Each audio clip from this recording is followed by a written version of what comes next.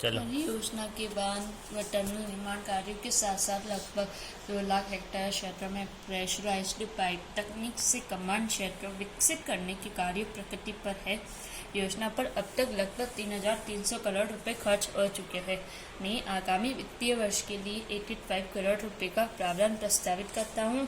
राजस्थान जल क्षेत्र आजीविका सुधार परियोजना Rajasthan water sector livelihood improvement project RWSLIP के अंतर्गत ट्रिप एवं स्प्रिंकलर सिंचाई पद्धति को बढ़ावा देने के लिए किसानों को अतिरिक्त प्रोत्साहन राशि भी दी जा रही है।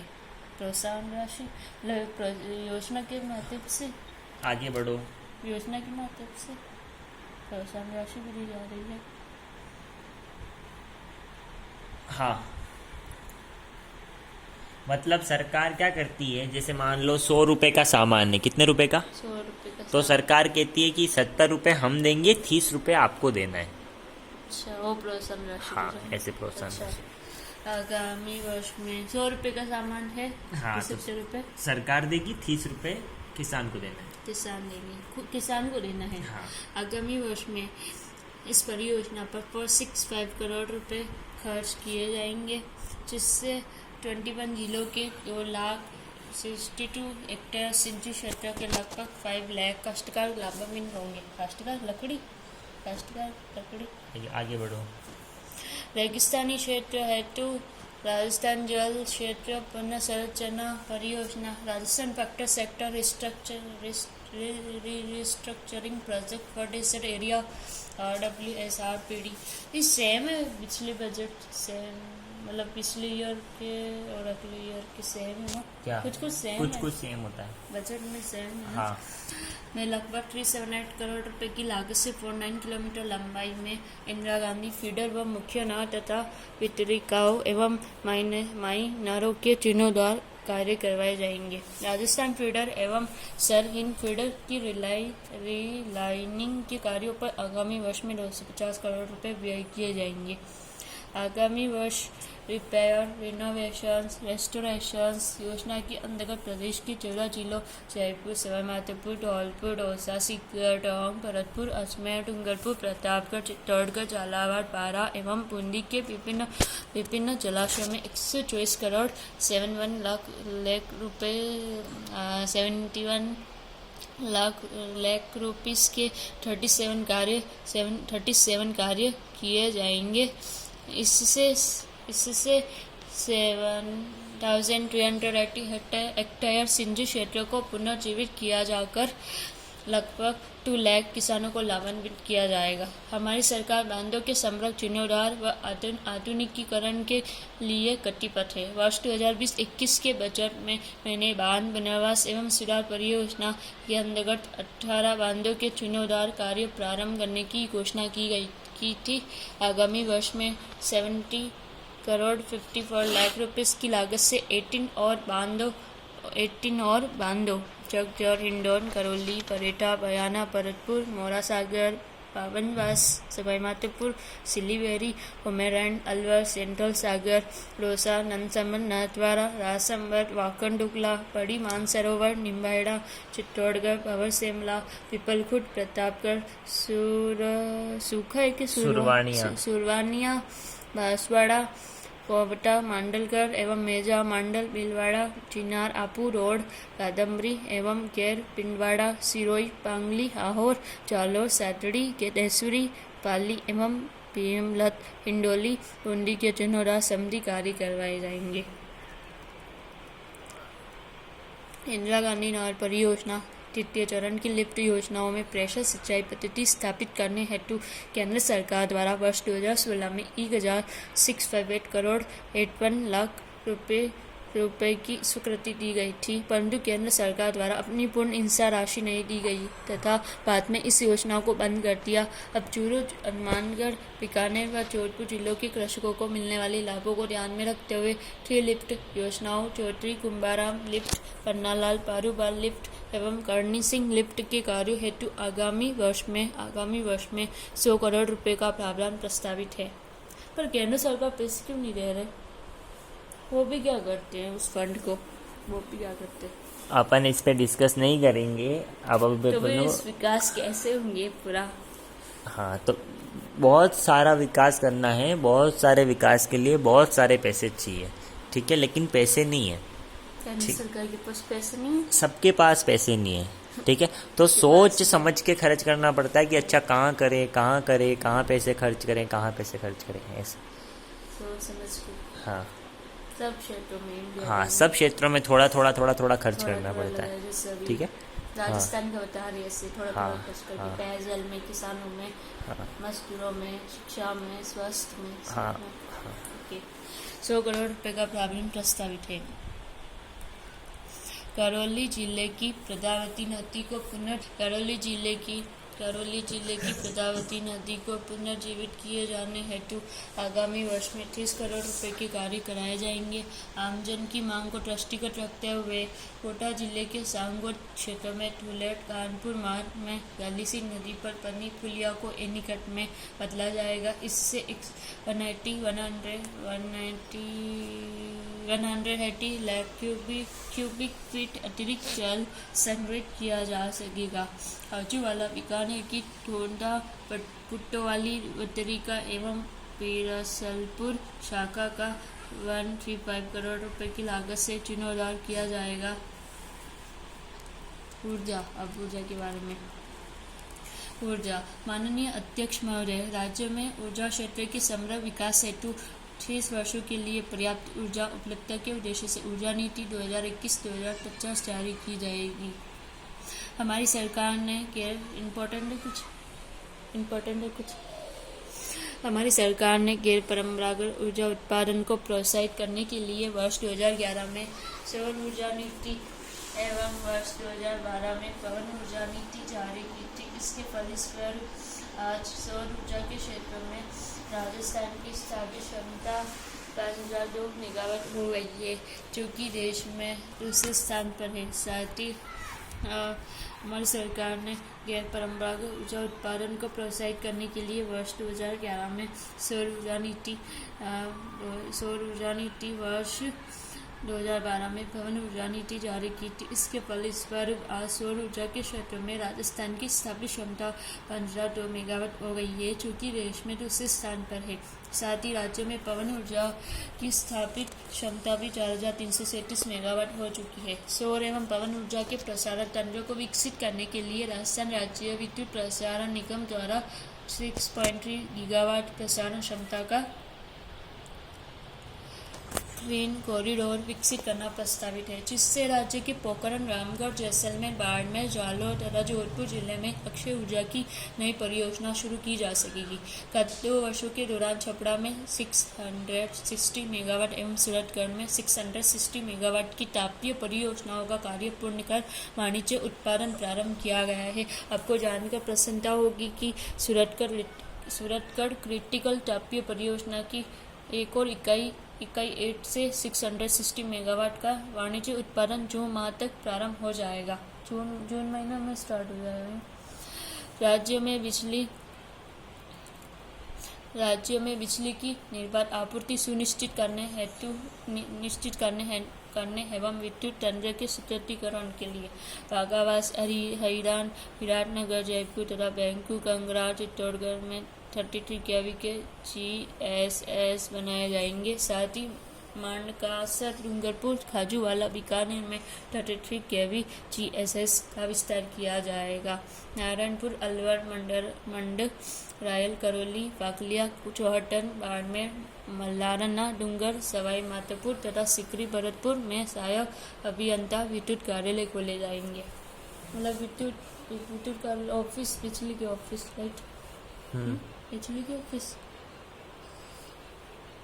इम्पोर्टेंट नहीं, आगे बढ़ो। इम्पोर्टेंट नहीं। वन एवं पर्यावरण के बारे में। वन एवं पर्यावरण जनजातीय क्षेत्रों में सामुदायिक वन अधिकार पट्टे उपलब्ध कराने के लिए आगामी वर्ष में अप्रैल से जुलाई माह तक अभियान चलाकर 9 अगस्त को विश्व जनजाति दिवस के अवसर विश्व जनजाति दिवस कब मनाया जाता है? 9 अगस्त को विश्व जनजाति दिवस के अवसर पर पट्टे वितरित किए जाएंगे। इस कार्य को पूर्ण गंभीरता से सुनिश्चित करने के लिए कमिश्नर TAD की अध्यक्षता में टास्क फोर्स का गठन किया जाएगा। केवलादेव राष्ट्रीय उद्यान भरतपुर विश्व में पक्षियों की शरण स्थली के रूप में विख्यात है। यह यूनेस्को हेरिटेज एवं रामसर रिकॉग्नाइज्ड साइट है। इसके महत्व को देखते हुए इसे wetland birds habitat conservation centre के रूप में विकसित किया जाएगा। साथ ही जैव विविधता के संरक्षण एवं पक्षियों हेतु जलाशयों में पानी की पर्याप्त उपलब्धता बनाए रखने के लिए चंबल नदी से जल लाने के लिए लगभग 570 करोड़ रुपए की योजना DPR तैयार की जाएगी। मतलब ये चंबल नदी से लाने के लिए इतना खर्च कैसे हो सकता है? आगे बढ़ो। मतलब उसको खोदना पड़ेगा, उससे हाँ, पाइपलाइन से भी वो पानी आएगा यहाँ। Yes. पक्षी आएंगे। यस। थाल छापर अभ्यारण्य चूरू में ये ताल छापर अभ्यारण्य कहाँ है? चूरू में है। वन्यजीव प्रबंधन प्रशिक्षण केंद्र स्थापित किया जाए। वन्यजीव प्रबंधन प्रशिक्षण केंद्र कहाँ स्थापित किया जाएगा? चूरू में, बीकानेर में, जोधपुर में, नागौर में। चूरू में। चंबल घड़ियाल अभ्यारण्य के चंबल घड़ियाल अभ्यारण्य के खंडा सवाई माधोपुर खंड में पर्यटन की दृष्टि से विकास कार्य करवाए जाएंगे। जोधपुर में 8 मील पर स्थित वन विभाग की भूमि पर जयपुर के कर्पूर चंद कुलिश स्मृति वन की तर्ज पर 20 करोड़ रुपए की लागत से walking track, yoga park, herbal garden इत्यादि सुविधा युक्त पद्मश्री केला सांगला स्मृति वन स्थापित करने की घोषणा करता हूँ। राजस्थान औषधीय पौधों की विविधता तथा गुणवत्ता के लिए प्रसिद्ध है। इसको बढ़ावा देने के लिए घर घर औषधि योजना शुरू की जाएगी, जिसके अंतर्गत औषधीय पौधों की पौधशालाएं विकसित कर तुलसी, गिलोय, अश्वगंधा इत्यादि पौधे नर्सरी से उपलब्ध कराए जाएंगे। राज्य के ऐसे शहरों में जहाँ सीवरेज सुविधा नहीं है, वहाँ पर 2 वर्ष फिकल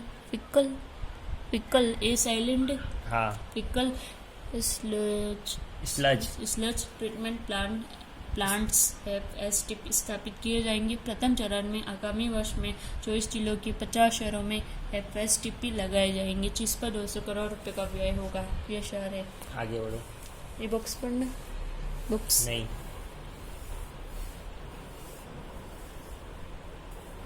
हमारे द्वारा पृथ्वीराज नगर जयपुर के निवासियों की बुनियादी सुविधाएं उपलब्ध कराने संबंधी कार्य प्राथमिकता से करवाए जा रहे हैं। आगामी वर्ष में जयपुर विकास प्राधिकरण द्वारा सीवरेज मैनेजमेंट सिस्टम की DPR का कार्य पूरा कर लगभग 200 करोड़ रुपए के कार्य प्रारंभ किए जाएंगे।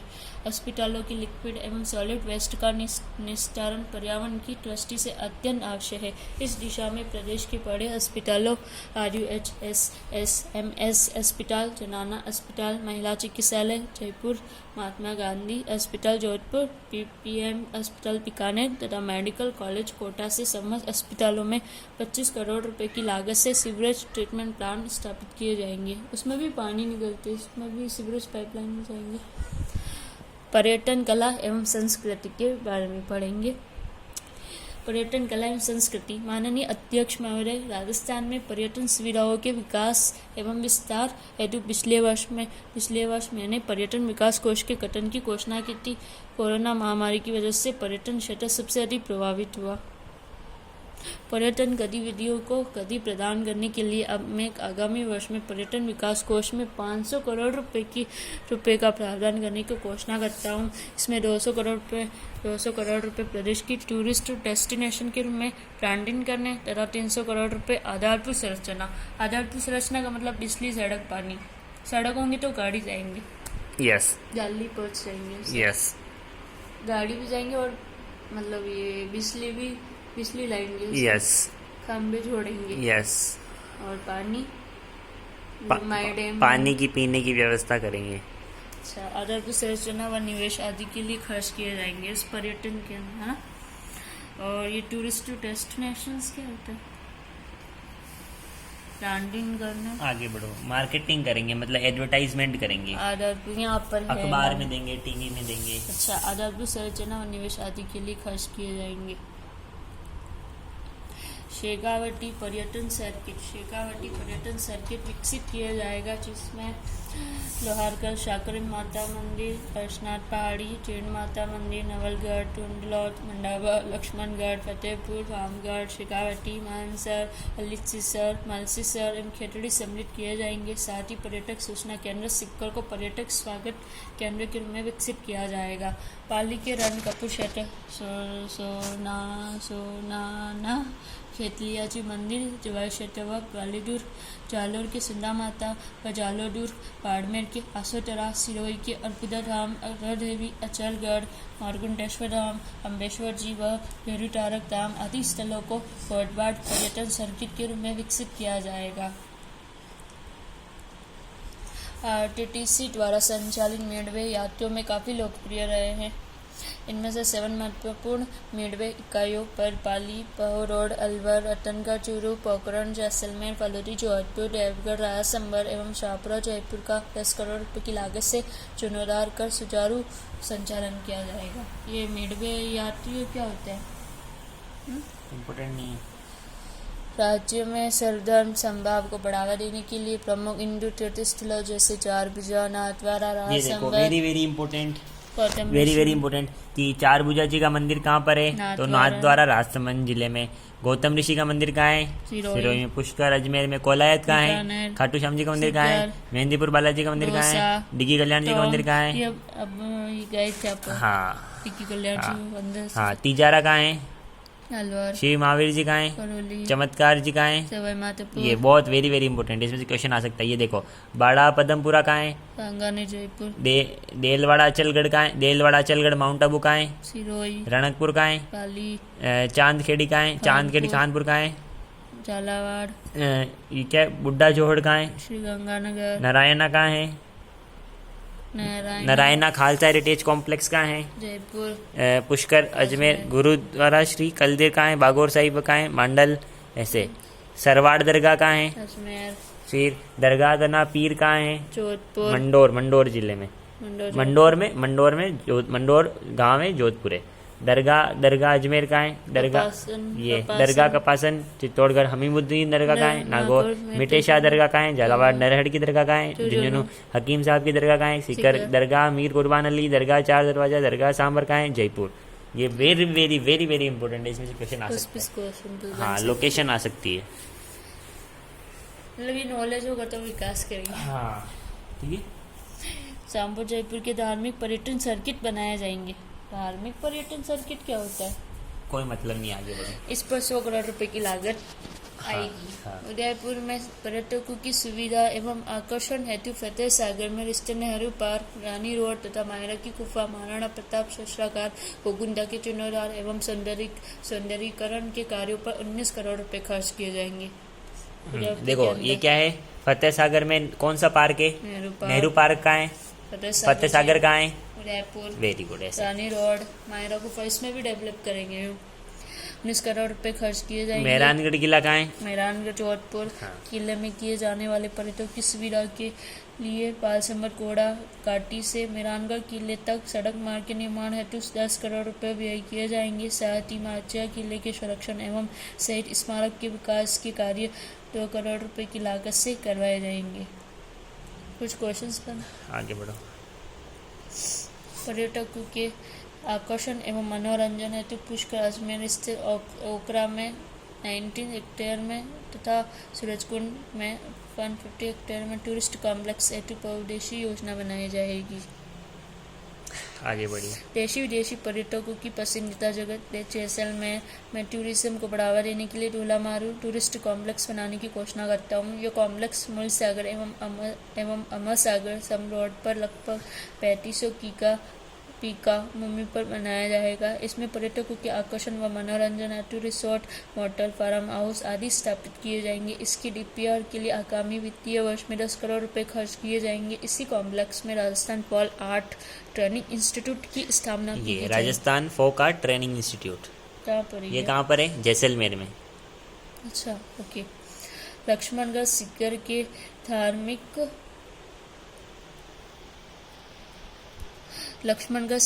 धार्मिक पर्यटक स्थल श्री सांगलपति आश्रम, गोमास जागीर गुलाब चट्टी आश्रम, गाडोड़ा श्री गोसाई मंदिर कटेवा, गोविंद नाथ जी आश्रम टूटवा एवं भक्त श्रोमणी करमापाई मंदिर खसू का बास में विभिन्न विकास कार्य करवाए जाएंगे।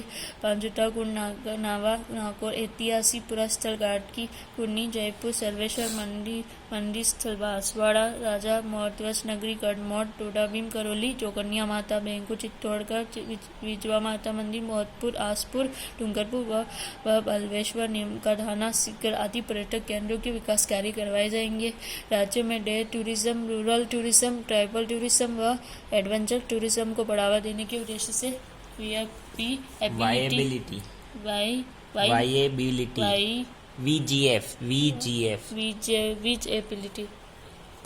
इम्पोर्टेंट नहीं, आगे बढ़ो। विजिबिलिटी गैप फंडिंग योजनाएं लाई जाएगी। इसके अंतर्गत छोटे पर्यटक स्थलों यथा किंचर, खेचड़ली, ओसिया, जोधपुर, बानगढ़, अलवर, सांभर, जयपुर व अन्य स्थलों को विकसित करने तथा मुख्य पर्यटक स्थलों से जोड़ने के लिए लग्जरी टूरिस्ट वाहनों का संचालन किया जाएगा। प्रदेश के जरूरतमंद कलाकारों को सहायता उपलब्ध कराने, राजकीय संरक्षण प्रदान करने, उनके कल्याण एवं संबल के लिए कलाकार कल्याण कोष में 15 करोड़ रुपए का प्रावधान किया जाएगा।